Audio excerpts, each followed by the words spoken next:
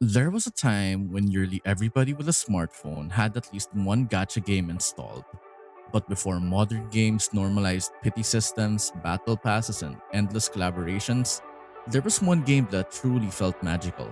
That game was Brave Frontier.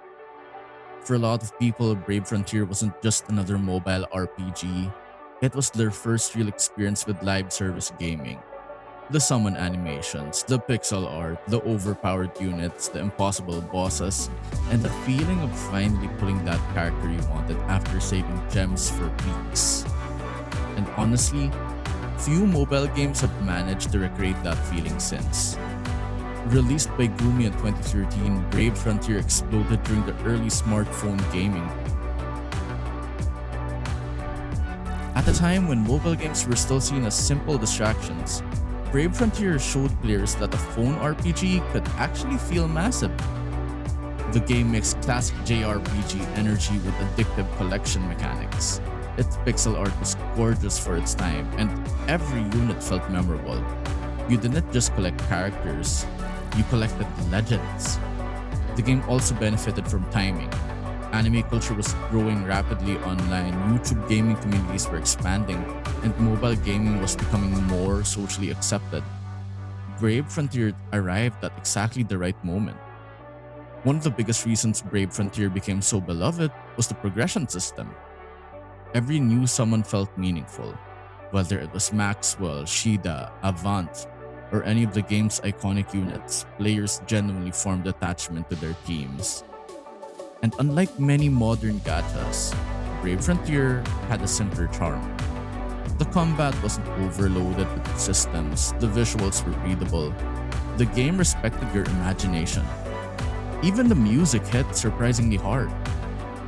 Boss fights felt intense because the game escalated its difficulty, trials became community events, people shared strategies and online, built teams together, and celebrated victories. For many players, Brave Frontier was also their gateway into online gaming communities. Forums, Discord servers, Facebook groups, Reddit discussions. It created a social ecosystem that kept people invested for years. In many ways, Brave Frontier helped shape what modern gacha games would eventually become. Limited banners, power creep, seasonal units, collaboration events, meta teams. A lot of systems players now associate with mobile RPGs became mainstream because games like Brave Frontier normalized them. But back then, it still felt fresh. People weren't burnt out yet. Every update felt exciting. The reason Brave Frontier nostalgia remains so powerful is because it represents a specific era of gaming, an era where mobile games still felt experimental, where communities were discovering strategies together, where people genuinely believed a phone RPG could become their favorite game. Even after the server shut down, people still talk about their old squads, favorite summons, and unforgettable moments. That says a lot. Most live service games disappear quietly, but Brave Frontier didn't.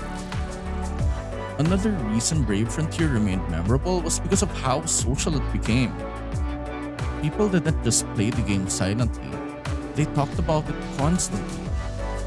Friends compared summons at school, guilds coordinated online, players stayed awake during updates hoping to pull new units. There was also a sense of discovery.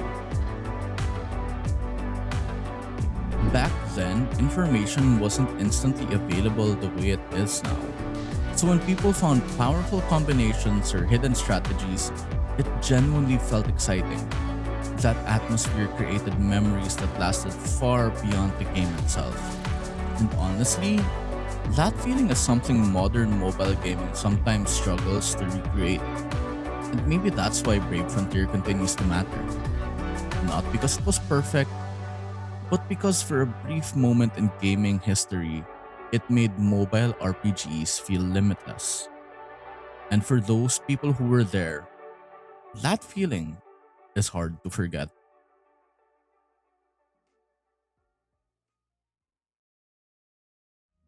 For more content like this and other updates down the line, don't forget to like, share, and subscribe.